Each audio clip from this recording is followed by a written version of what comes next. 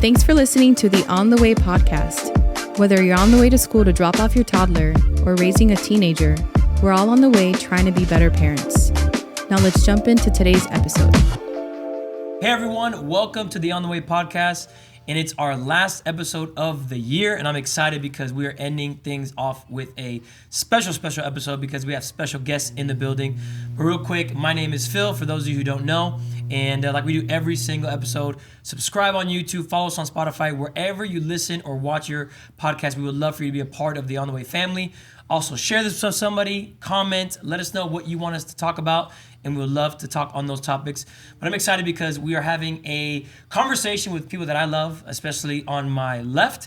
My lovely wife, Daniela, is joining again, second time on the podcast. Hello. And we are excited because not only are we joined by my wife, but we have special people in the building, in the studio. And as you know, I'm a part of a church in Miami called Calvary, and I oversee Next Gen and other departments. But these are our campus pastors. They oversee Sunday logistics. They pastor the people of our church so well, lead so many teams, and they're the best of the best, not just on a Sunday, but Monday through Saturday, raising 3 children, which you'll hear about. And we have in the studio, in the building, we have our campus pastors, Vlad and Raquel Carias.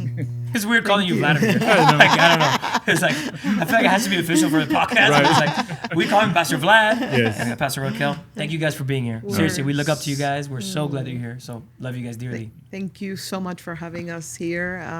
It's an honor. Yeah, it's an honor. We look up to you guys. You guys are amazing, doing amazing. Yeah. No, not at all.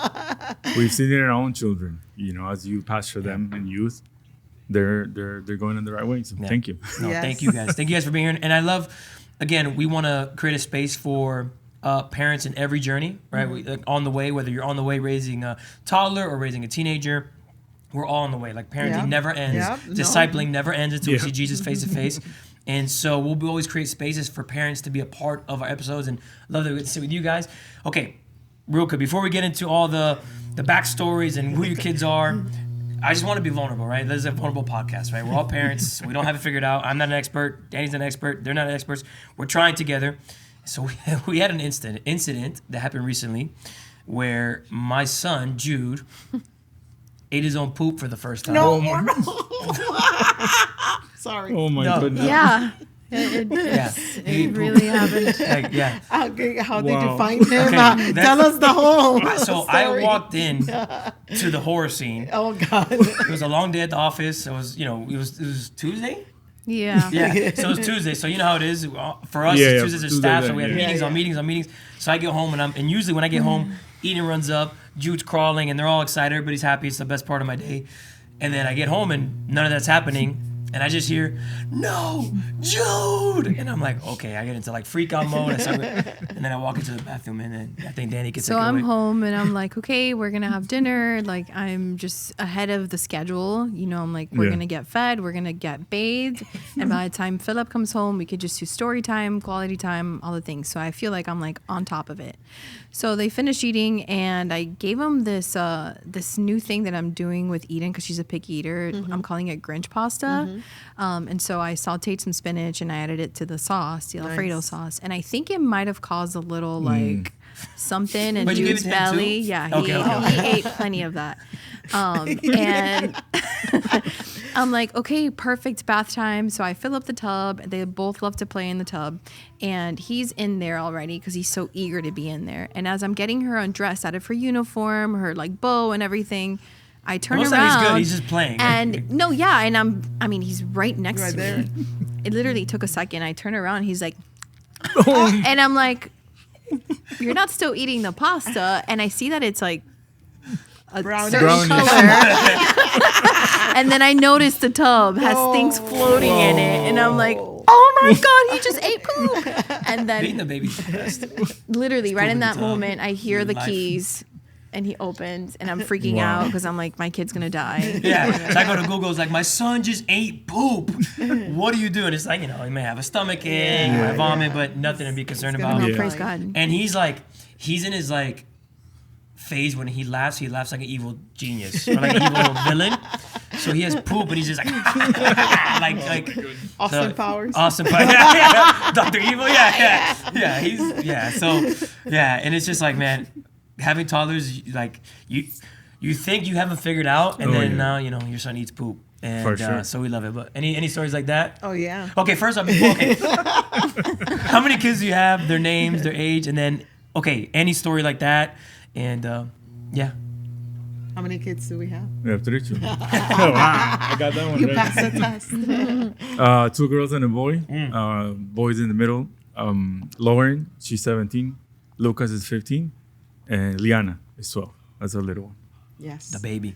So thinking of a story, not a poop story, Yeah, but disgusting. but Lauren was the terror of her Sunday school class. I already know She this is- would bite. She was a a biter. biter, and she was little, and she was like 18 months, and we would go pick her up, and we would hear stories, and it's like, Lauren, what are you doing? We're leaders, and and then there was this girl that she would always bite, and the mom was upset. Yeah, of she She course, was yeah. upset, and she's like, but then his sister was the teacher in Salacuna in Sunday school or nursery. Yeah. And she would defend her, obviously, but it was crazy. And Like the mom bites you one day. well, It's like his revenge. No, so the way we, took care of that. yeah. it just- we tried I tried bit her. different Okay, things. yeah, okay. So first I first bit her was- and I wouldn't let go until she let go, and then that was it. Let's That go. was the the last end. one That was because it, we first started with Lauren, you don't bite. No, yeah. And then go to we extreme escalated, measures. and she wouldn't stop. So then we searched, and we're like, okay, you're gonna have to do it, and he did it. Yeah.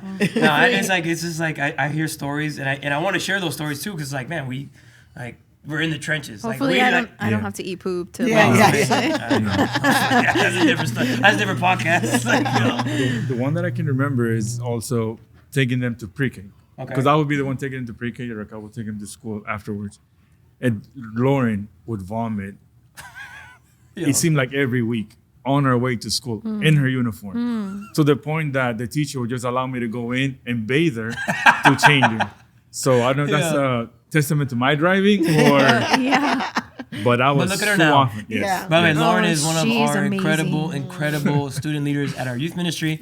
So look, she went from biter to blessing. Yeah. This has a happy ending.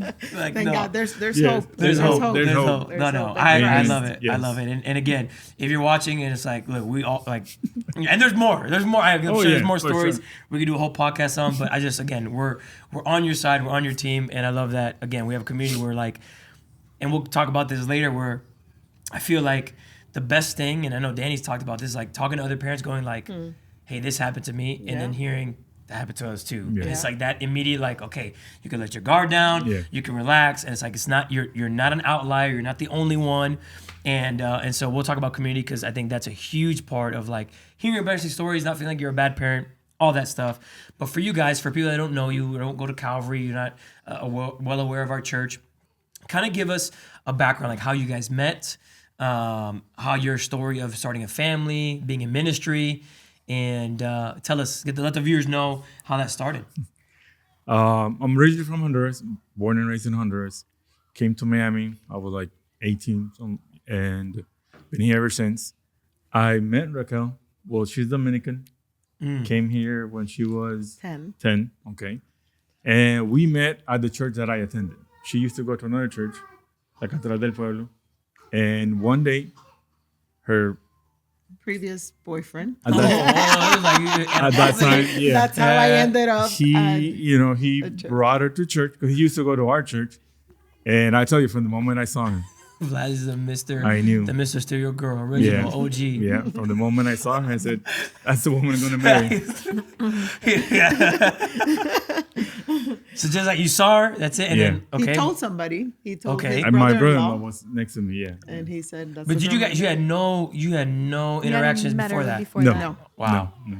No. And when I started, going to church, I was in this bad relationship. That's another story. Mm-hmm. But off and on. And in the off times, Vlad would send me little notes. Yeah, there was no texting back then. Yeah, right. It was all written notes. He has always been very detailed. He would go on Yes, trips yeah. and buy me things, and I love to get things. So no, and we fell in love serving together. Yeah.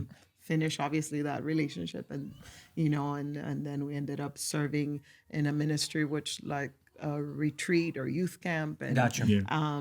serving a lot, and no, we kind of fell in love, and he would talk to each other until late at night, 1 hour, 2 hour conversations, and I thank God, for taking me to that church to meet him.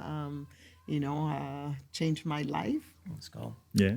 in a good way. in a good way. In a good way. In a week will be 20 years. 20 years Wow. married. In 1 week. Congratulations. Wow. Yeah. I love it. I love it. Yeah.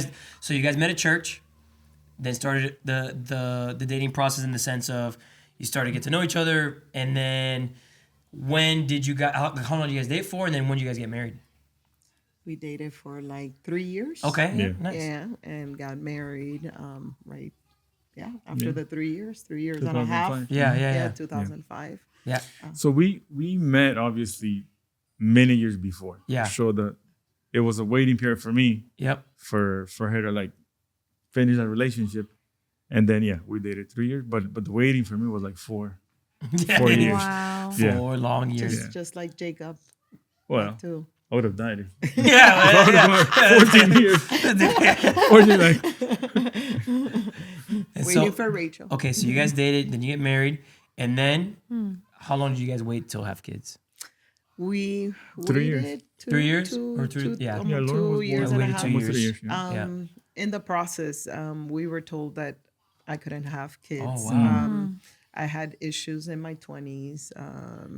And we were trying to get pregnant. We waited, enjoyed marriage. Yeah, And then yeah. we said, okay, now it's time. Started trying. Nothing was happening. And then, checked myself, checked him, and came back with, for sure you're the problem. And we Wow. kind of knew it, but, let's get the assurance. Yeah.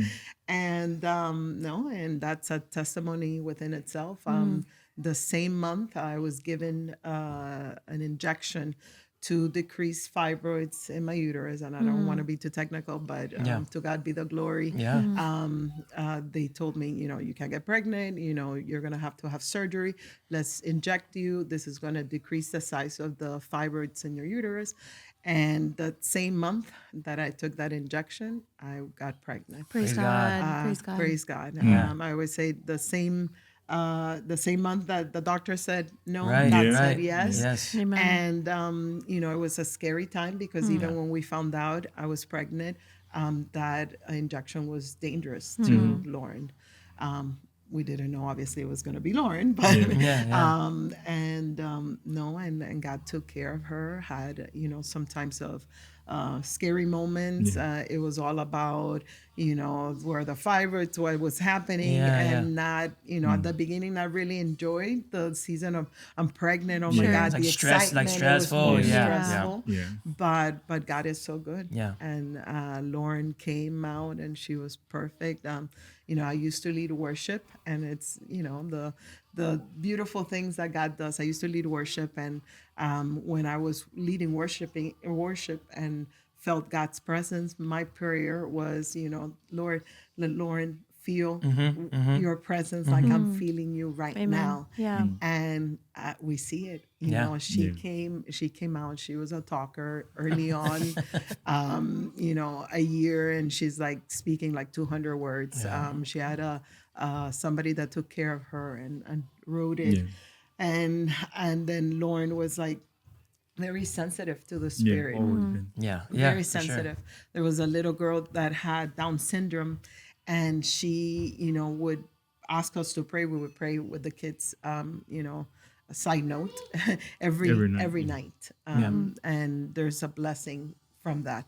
And no, she would ask us to pray for Anatina, and she's like, Mama Anatina, when we're praying, and she just was sensitive and knew. Yeah, And we see it now. Now she's a worshiper, loves, the Lord, and loves to serve him. And it's beautiful. God's promises do come through, and God hears your prayers. In the scary times when we didn't know it was going to affect her, how she was going to come out, and God is good. Yeah, what would you say to somebody just thinking about that? Because also, like when we do, our prayer and worship nights at our church, a lot of people are praying to get pregnant. Like a lot of people are trying. A lot of people are believing, have faith, but haven't seen the results just yet. But obviously, you having some sort of history in that, like, what would you say? How would you encourage? Like you'd be talking to somebody at our church. Like, what was like your mindset going into that? I would say there's nothing impossible for the Lord. Right. Pray, don't stop. I remember the story of Hannah. It says the Bible that she cried out, in the temple. She was crying out. They thought that she was drunk, and no, she was just crying out to Jesus. And I think you have to cry out to Jesus. And then it says that then the Lord remember Hannah. The Lord will remember you. And do not be discouraged. He's still a God who works miracle.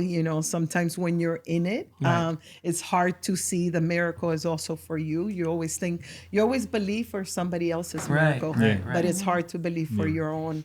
But I believe, praying and I would just say trust in God. I mean, trust in the word and the promises more than what the doctor's saying. For sure. Because one doctor, two doctors will tell us it's not going to happen. Wow. And you just keep believing, believing that God can and He will. We had the papers to do in vitro. Yeah. And not too long ago when we did our remodel, we threw out those papers. Yeah. And again, to God be the glory. Right. And when one of the things we didn't want to know what we were having, because for us, it really didn't matter if it was a girl or boy. We were just happy we were pregnant, And then Lauren came and the same, we did the same with Lucas and with Liana. We didn't find out. And, and one of the doctors told Raquel after Lauren, so have your surgery, you already have your baby, you're already a mom. Oh, wow. Like, that's it. That's it. Wow. And then another doctor, thank God for him, he said, no, wait, you already got pregnant once, maybe. Yeah, why not? Wow. And then Lucas came. And then Liana came in and said, that's it. Do a surgery. Yeah. Then you stepped in and okay, It's working. Yeah. Well, it's working too well. It's like, I love that. There's nothing impossible for God. Yeah. And every time I would go and get a sonogram done, I would praise the Lord and he would go with me, and it was like the same. How did you get pregnant? Like, but God. But God. But God. And your story could be a testimony. Absolutely. Amen. Yes. Absolutely. Of his goodness and his faithfulness. Yeah. No, I love that. Thank you for sharing that. And it just makes me think about kind of like this idea of praying for something where it's like, man, I want to be a mom, I want to be a dad. And similar for us, praise God and thank God. Like, obviously we had a smooth pregnancy, and we're grateful for that. And I think everybody who is praying and wanting to get pregnant, once it happens, it's like, wow, this is amazing. God did it. Like, look at this. We're parents. We have a kid. But today, it's like you praise God, this is amazing. And then you realize, okay, I know one of the things I thought of, if I could be honest, is like, man, did I make a mistake? In the sense of, you look at being a parent today compared to being a parent in the 90s, in the 80s, and you see, okay, did I have discernment? Did I have wisdom? Like, was it right for me to have a kid with all these things happening in society? Like, we have this idea where, I talk to parents all the time where being a youth pastor was so much easier back in the day, where it's like all we had to do was preach against sex, drug, and alcohol. Yep. Now it's like we're preaching against sex, drug, alcohol, making sure you're a boy or a girl, making sure we know how to discern between anime, making sure that pornography doesn't get our teenagers captive. And there's so like a list of things. And for you guys, like, you have teenagers right now. Yeah. And so it's not like you don't understand what's happening, what your kids are up against, and what they're going to be adults in the world that they're facing. Like, was there ever a moment where you felt like, man, this is overwhelming? I don't know if this is the right thing. God, did we make a mistake? Like, did you ever feel that, ever sense that? Maybe, like, like, how do you guys feel being parents during an age like we're living in now? I think, I think we go through that. Yeah. There are moments where you just feel overwhelmed. There's moments where you literally don't know what to do. Yeah. And those Yeah. are the moments that you question. You question. For us, at least, I guess I could say this. It was different because of what Raquel had to go through to get pregnant. Yeah. So from the get-go, you're like, God gave us these three yeah. little ones. Yeah. But you do question it. And there were moments where you just get on your knees. You get Yeah. on your knees and you pray, Lord, how do we deal with this? Yeah. Yeah. I've told like the young parents at church now, like, you love your kid when you go a whole night praying. Like you don't hit the bed. You're just praying for that children all night. And that's how you deal with it. Yeah. You find strength and grace in God, because on our own, we can't. Yeah. Yeah. And in community, Yeah. we didn't know it all. We don't know it all. Yeah. We don't pretend to, Yeah. but we've been surrounded with amazing people, from early on, when I first started going to his church, I was in a discipleship that it was all older women and I was the only one single. Everybody was married and with young kids and going through it. So I got to see and, see them go through it. And they were the ones that were, when I was having kids, they were there for me. That's awesome. And they were, the ones I called, the ones that, helped me, in different situations. It is overwhelming. And there's situations like at 10, Lauren had mental health crisis, and we had to call her pediatrician and, and we're serving and I'm crying, like I couldn't stop crying because I'm like, how can my daughter go have at 10 have a mental health, issue?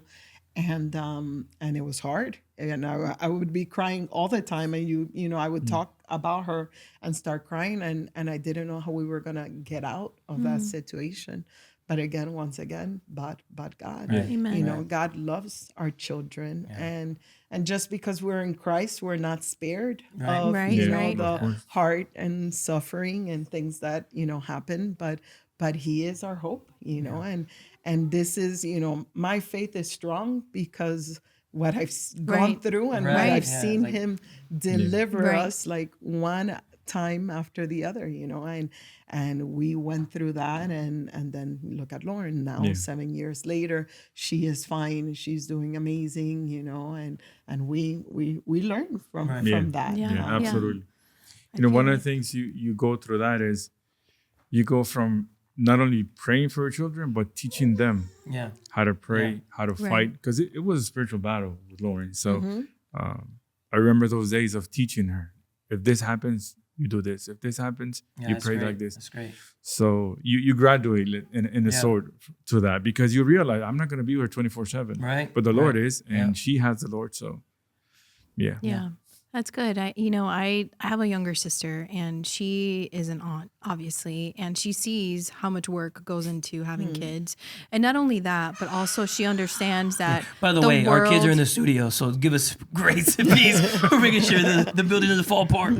She knows that the world is also a very dark place, as we know, and she is questioning whether she wants to have kids or not. And I find that becoming more and more common, with other young women that I've spoken to. They're like, I don't think I want kids. And I respect that, but I would hate for it not to be because of fear. Yeah. Right. And so going back to like what he asked, like, did you ever like wonder if you made a mistake or whatever? I think it's important to remember that our children are not our own, and that they literally are a gift from God. And I'm pretty sure you mentioned that. I was probably picking up Jude. But it's just kind of surrendering. It's surrendering Yes. your kids that they're not all yours and you're not as much in control as you think that you are. Yeah. And also I heard this quote that said something like, I want to raise dragon slayers in an era where there's dragons to slay, right?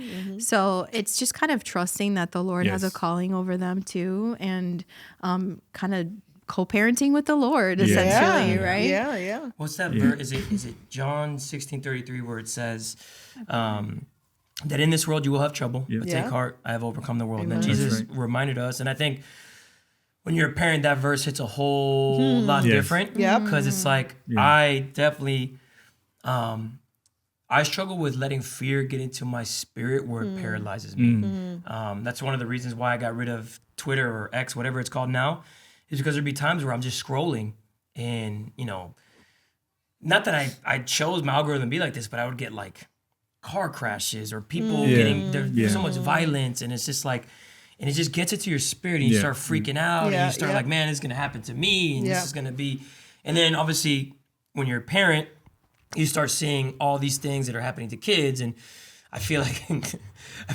I get sent. They will be unnamed, but a group of people will send me videos of like, oh my gosh, you can't have your kid listen to brown noise for too long because if not, they're gonna be deaf. You can't, they can't eat this because if they eat this, they're gonna be like this. And it's like, it's almost like you go on social media to get help and it makes you more scared. Yeah. And so it's just, I gotta remind myself like, look, and we talked about this, like Jesus loves my kids more than I do. Amen. Right. And I would say for those listening or watching and you feel like the thing holding you back from having children is the fear of what could happen to them, you know, we're missing out on one, I think the call of God over our lives to be parents, to what is it, to be fruitful and multiply, but also for the kingdom of God to advance, it's going to need voices, and we need more voices being born.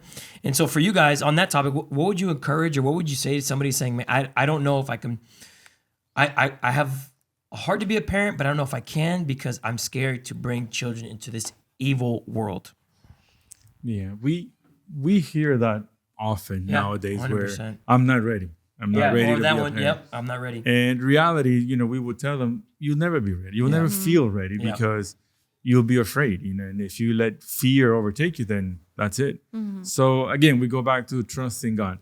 I think one of the biggest lessons for me, I don't know for you, but for me on trusting God with your kids is the first moment I dropped off Lauren at pre-K to a completely stranger. Literally, essentially. She was 2, and she's crying. I'm walking to my car crying. I'm crying all the way to work, and I'm just, God, you know, please watch over her. Please watch over her. And those are the moments that God just whispers to you, like, you know that I love her more than you do. Yeah. And when you get that, it's like, okay, you know, it makes it easier. Not that it's easy, but it makes it a lot easier. And I think, you know, again, I could respect somebody that doesn't want to have kids, but I think you are missing out. I mean, think so there's too, a joy in the household. Yeah, there's craziness and they're more expensive and everything. Yeah.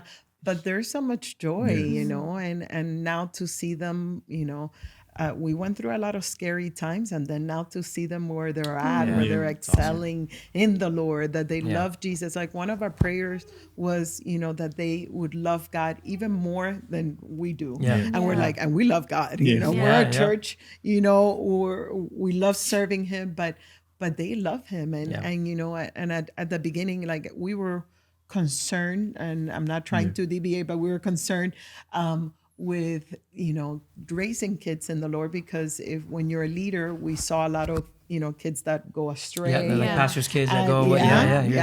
And we're like, you know, what to do? I don't want to be that. I don't want my kids, you know, to gain the whole world and lose my kids. And you know, you think of that, and when we, you know, when we prayed, one of the things that we did very often is we prayed, but you show them and you teach them, and the Lord does the rest. Glad you hinted on it, because I do think a lot of people will, one, say they're scared to bring kids into the evil world or like a scary world like that. But that one, or like they're not ready, is always one I get. Another one I get, I want you guys to speak on it. It might sound silly, but it's the truth, is somebody asking, I don't want to have kids because I won't be able to travel as much, or I won't be able to do stuff. You know, there's still more that I want to do. And what would you say to that person, maybe that couple, that dad, that mom, that's like, man, or excuse me, that would-be parent, that would-be mom, that would-be dad, a young couple that's like, man, we still feel like we have to travel. There's so much we can do. So we're going to keep waiting until we're ready. I don't know. What would you say to them? we got them going early. Like they didn't stop us. I mean, Right. but we spoke about it. We spoke about it. Like our children will not stop us from going to a restaurant if we want to go. Yep. If we're going to Disney. Things you wanted, like ambition, dreams, and goals that you guys had and still? traveling. Lauren was what, maybe 3 months old when we first traveled on a plane with Lauren. Yeah. No, we made a conscious decision of we're going to continue our lives. Yeah. And the children will just enhance our experience. Yeah. You know, they're not going to get in the way of us traveling. They're just going to enhance it and make That's it good. a lot more fun, Yeah.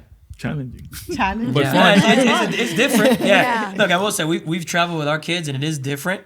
And there are times where it's like, man, you know what? I think we need to stay home. And so I think there are those moments where it's like we have discernment too. If I know maybe my daughter's in a season where like if I do take her out, it is going to be a little intense. Maybe we'll hold back for right now. But also I think what we've tried to do is like, I want to make sure that what's being modeled at the home, what's being accepted and not accepted is no matter where we go, the rules stay the same thing, right? Whether at church, whether at Chili's, whether at in Colombia, whether we're in Orlando, it's like, hey, you know that this is not how you behave or this is not going to be tolerated. And sometimes it's easier said than done. But I think too, there's a couple in our church, Lucho and Eileen, they're incredible. And they're like goals. Because if you go on their Instagram, they're always traveling with their kids. Now, you know, beautiful. One of their oldest son is married, and Lexi, their youngest daughter, she's a youth leader now. She graduated from high school, but Lucho will get his daughter, and they'll literally go to Norway together, Europe, and so it's like cool to see like traveling shouldn't be an issue holding you back from having kids. Yeah, because I'm now excited to take them. Like, man, I can't wait to one day, take a daddy-daughter trip, or take me and my boys, or take all of us together somewhere, like you guys going to Disney. And so, I would say, don't let that hold you back. No, for sure. Again, don't miss out the family dynamics. Like one of our favorite thing is going on road trips. And as crazy as road trips could be. Sure. Because with when they were little, like, when they were potty training and we had to stop 20 million times just to get that to I it. don't recommend. I would say that you're bold for that. Like, I don't know. But it was fun, and it was fun, and we would like run, and and then you learn to do things with them and adjust your life for that season. You learn to we would take them to parks, right? And then we learn, okay, let's not stay in a park from 9 o'clock to 12 o'clock at night. Let's go stay a little bit, take them to the hotel, have them nap, be happy, chill, take a bath, and then we go back. So you kind of like learn dynamics. But you remember it, become, right? It's memorable. I don't know, like that's cool. They love it, and they talk about it all the time, and it is beautiful. It is beautiful.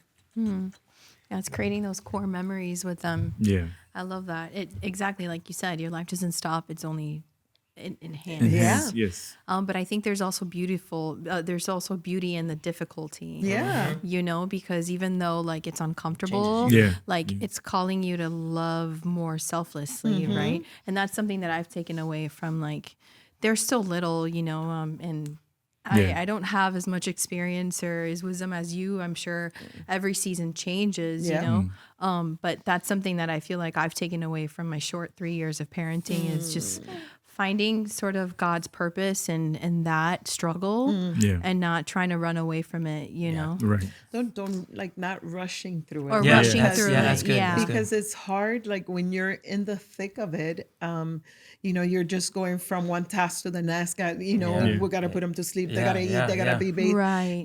But you need to kind of slow down because now we're here in this season. Right. Fast forward, and we long for those. For that. And you see me at church with all the babies, and it's like it was beautiful, and it was great, and we have so many beautiful memories. And if I could stop back time, like the Yeah. song says. I see our kids. Lauren is a senior, gonna graduate, gonna start going That's crazy. college, Yeah. and I Yeah. I long for when they were smaller. So like the challenges change as seasons change. Yes, absolutely. Yeah. And it gets funner, as they respond, to you, and now more Different conversations. challenges. Yeah. Different challenges. Yeah. Yeah, But I hear that because it's crazy. You think about it, the work week or the work day, you drop your kids off or somebody comes over to watch them and you're at work. Some people are 9 to 5. For us, it's similar. Like church work is a little bit different, but it's like every day I have 2 hours with my kids. Like that's it. And you get so caught up in we gotta take him bath. We gotta feed him. We gotta do this. We gotta make sure Jude doesn't eat his poop. We gotta do all these things. But it's so because you're like, I want to get the task done. yeah. And before I know it, they're in bed, and it's like, man, I should have slowed down. Yeah. And so I'm with you on that. And that's something we're trying to do, where it's like just kind of be in the moment. Yeah. And I will say that one of the things, and we could transition here and segue into this topic, is one of the things that I think can hold me back personally is my phone. And so many times where it's like I bring work with me on my phone. I'm answering an email, answering a text message. Somebody needs prayer. Somebody needs something. And it's like I'm in the playroom with the kids, and Eden's in the phase where she's like, watch me, watch me do this, watch me do this. Yeah. And I hate it every single time where I have to look at my phone and I'm delaying. Because it's like even the delay, even the staring, it's like, man, my dad is choosing that over me. And so I would say more than just kids, and we'll get into that because what phones are doing to kids is catastrophic. But even for parents, because sometimes the thing is, we think we hand them the problem, but sometimes we model it. Yep. Right? Yep. Like This is sometimes true. we are the ones that our kids see how we handle our phones, how we handle all technology in our house. And it's like, yeah, the phone, it's not great, but they saw us always scrolling. They saw us always eyes glued to the phone.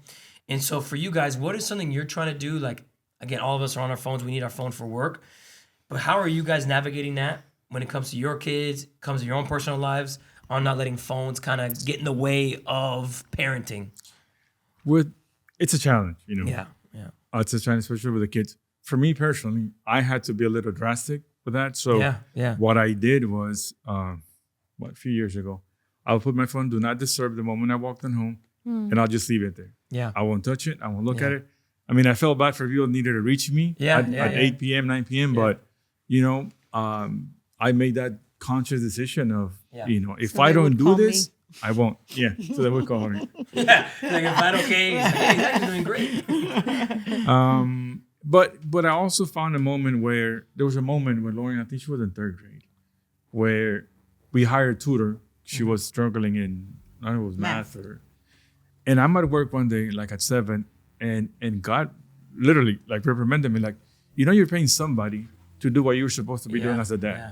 And man, I cried my eyes out that day, and I told Raquel, no more tutor. I'm gonna be here, and I'm gonna teach my daughter math. You're actually good at math. Yeah. I might have to order a tutor. So again, you learn by mistakes, but God in His grace, Yes. He corrects you, and you move forward with that. Yeah, I know that. Yeah, We were of the thought we didn't give our kids phones until they were going to high school. yeah. So the summer that they are going to high So school, like freshman year. yeah, Gotcha. yeah, Yeah. freshman. Yeah. It was weird for them and for us because everybody else had phones. Right. So I think we had maybe one more in middle school, one more mom. We're like, we're the last ones. And kind of encouraging each other. But our kids got to the point that Lauren, at some point, she would push and push, but we were sad. Yeah. Then Lucas was like, it's going to come. Yeah. And Liana, it's like... Liana, since she started middle school, she wants a phone. She wants a phone. You have to wait. You have to every, wait. Yeah. every time somebody replaces their phone, she wants a phone.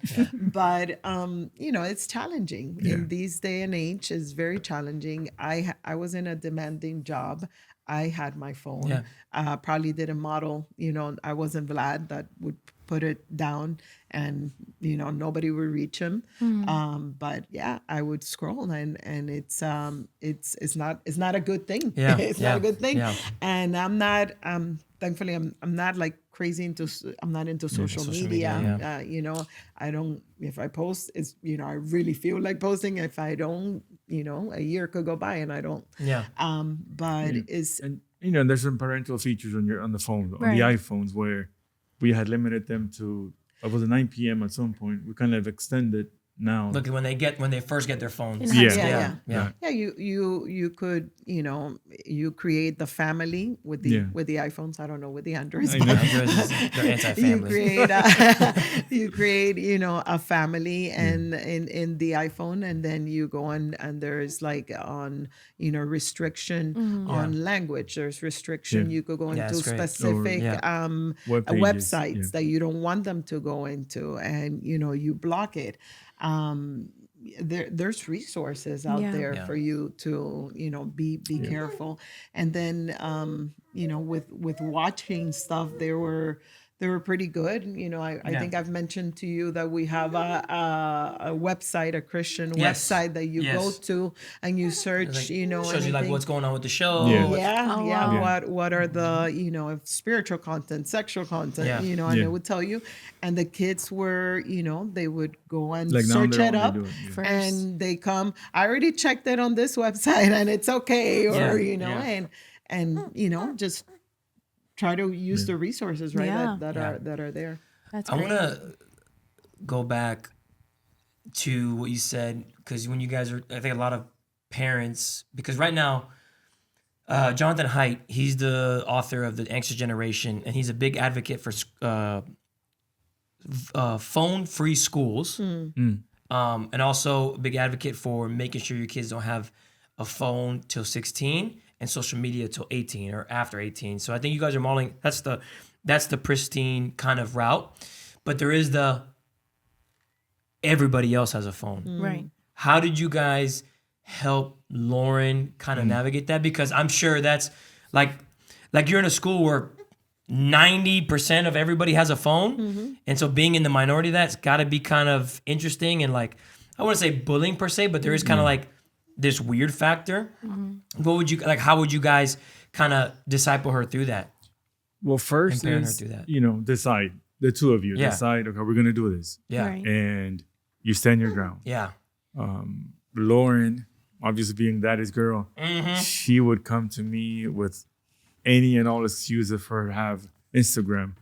And it was always no. Yeah. She leads first priority in a club in school. And she said, oh, I need Instagram to post for first priority to invite people. I said, well, let somebody else do it. You tell them the content and you let somebody else do it. So you cannot get tired of saying no, because if not, then you failed. Yeah. Right. So it's hard. It's not easy. It's hard. And it wasn't until she was 17 plus that we eventually allowed her to have Instagram Yeah. for a specific period. This summer. And then this summer. This summer. Yeah. Wow. And It was going to be temporary Yeah. because it was an 18-year-old Yeah. thing. Yeah. That's Yeah. what we had told her. Yeah. But she needed it for something. And then we kind of said, well, you were going to take it. And I'm like, she's a good girl. Yeah, Like, as you lo- know. And she's doing For well in her, school. She's yeah. doing right. Like, it's, yeah. She's so she's responsible. following the rules that we set as far as, okay, you have this, but you can't do this. You can't do that. You can just post whatever you Yeah. feel like posting. So as long as she continues there, then she'll have it until. Yeah. But we had a lot of conversations, Yeah. when everybody else had their phones, and she's like, kind of like going, mom, Yeah. can I get a phone? It's like explaining the reason Yeah. behind it, Right. with the phone, and also let's say with Instagram, I would tell her, mommy, there's adults that I know that are fasting social media. Yeah, yeah. Why do you want to get into that world? They're trying to get away Right, from it. right. Like, why would I That's push great. you Yeah. to that? And I think she got it, but Yeah. it was hard. It was hard. It's a lot of conversation, talk about boundaries, but you have to convey the reason behind it is you love them. At the end of the day, I love you. Because I love you, I can't allow you to do this. Right. And if you're able to get that message through, then it'll be easier. Yeah. It won't be easy, but it'll be easier. It's having that trust. Yeah. There, you want what's best for me. Yeah. My question though too is in middle school, kids start becoming a lot of like a part of extracurriculars, and so like for example, after school clubs or how did that look whatever. like for you How guys? did that look like for her? Like being able to be in contact with you, or like, you go to the office, I guess, or you ask a friend. So is that how you would? Work that out. Yeah, for the most part. And sometimes they would call me. I would do the pickups in elementary. Sometimes from work, I would be running late, and they would call me, and she was in From the the office. office, Yeah, and yeah. I'm like, I'm on my way. Okay. I'll be there in Yeah, 10 yeah. minutes. She knew. They knew what to do. They knew what to do. Yeah. I love what Craig Rochelle says. He talked about this he's doing like a series on technology and Generation Z and Alpha, about how people, like speaking to parents, how parents are like, well, I want to give my teenager a phone because like I want them to be normal like everybody else. And it's like, and then he asked a question, was like, well, have you seen what normal is? Yeah. Yeah. I Like, don't have you want. seen, like, I don't Yeah. want what the new normal is. Yeah. Yeah. Like it's, so if the weird thing is them not having a phone, I choose that because in the long run, we know it's not the weird thing. We know that in the long run, we're going to have kids that aren't going to be being fed lies, comparison, body shame, pornography, access to all these things at a young age that's going to affect them, not just now, but in their future. And so I love that you guys are doing that and modeling that, because I think that's the right way. But we got a few more minutes. Something, we love the church. We believe in the local church. We are on staff at a church. We serve the local church. And I think one of the things that I always feel is such a heartbreaking thing is when parents don't understand the community they can find in the church. And that there's parents out there, maybe you're listening, maybe you're watching, and you feel like, man, I don't have anybody that I can relate to for these kind of things. I can talk to for these kind of things. For you, why was it so important for you to like throw yourselves and your family in the church? Like that is a priority. We're not going to not miss church. Church is going to be something that we're going to do. Like this is a non-negotiable. When we first came, let me give you that story. When we first came to Calvary, we come from a 200, 300 member church, small church. Everybody knows each other. I was there for 20 plus years. We feel from the Lord moved to Calvary. We come to this huge church. We don't know anybody other than my sister. My sister would come to the 8:30, 9 a.m. at that 9 a.m. time. at that time, yeah. And it was go in, say hi to my sister, and we go. And we did that for close to a year. But it was a commitment of us saying at the beginning of that year, like, Lord, we're going to serve you. Yeah, yeah. But October went around, we're getting into November, and nothing was happening. And the Lord kind of reminded us. And, those God moments where we're going to Buffalo Wild Wings, Raquel sees a bunch of bikers, and she's walking towards one of them, and like, I'm going to die. I'm going to get killed by all these guys. But she recognized somebody from church. Yeah, yeah. And it was Eddie, one of our hosts. Yep. There's our start talking. He invites us to Connect Group, to a couples Connect Group. That was a Saturday. Next Friday, that same Friday, we go to Connect Group, and our lives in Calvary forever changed when we started going to Connect Group. So one of the reasons, we made it a non-negotiable is, we love Jesus. That's right. Yeah. Simple as that, right? And I didn't want my kids to grow up away from that. So we said to ourselves, and I'm sorry, we said to ourselves, they have to go to church. And I've seen many parents who are like a little bit lenient with that. And then the kids grow up and they have no connection to church. Yeah. Don't care about youth group, don't care about anything. And you're like fighting. And we're like, now that I have control and I have the authority, it's a non-negotiable. Right. You have to go to church. And, yes, we had to manage, like we would serve and be there.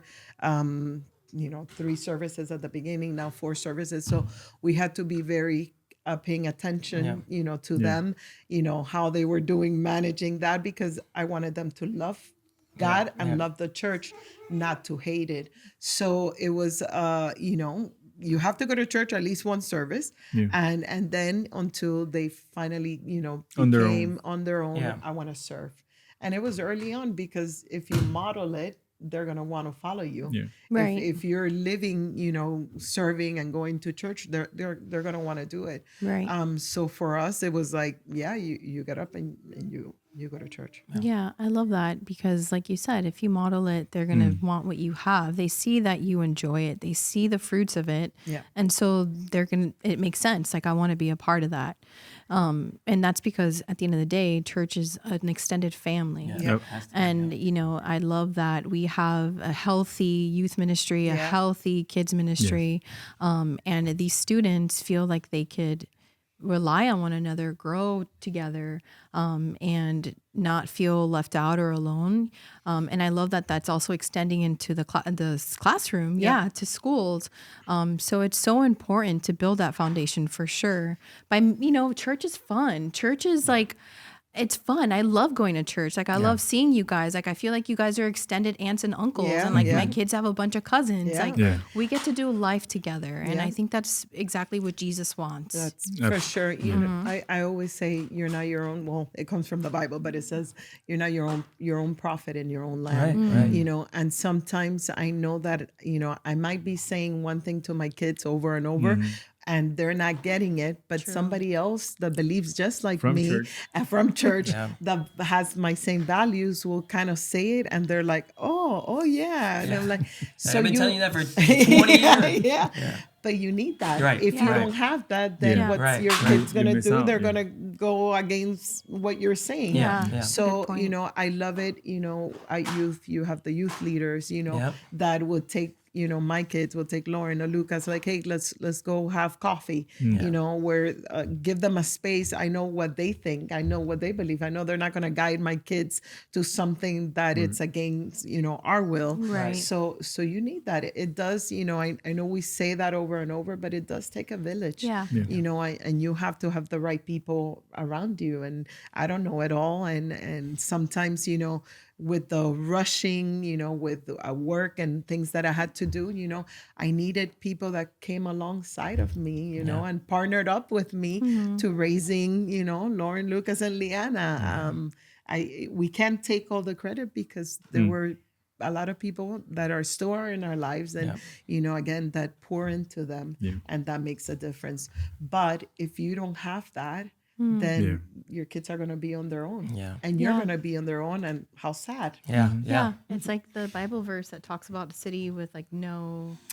The city without walls. Yeah. Yes. It's Yep. like you're just kind of letting them be influenced by the world. By anything, anybody, by yeah, anything, anybody. Yeah. Yeah, and I think that's the scary part, right? Because just like with any friendship, like if you want friends, you got to be a friend. Yeah. And I think with parenting, there has to be that kind of like I'm gonna get out of my comfort zone, and I'm going to share something with somebody who's also a parent and be Yeah. like, man, I feel like I struggle in this area, or man, my kid did this, and allowing yourself to be vulnerable for somebody else to go, me too. Right. Like we talked about earlier, like I'm going through that, and making that connection.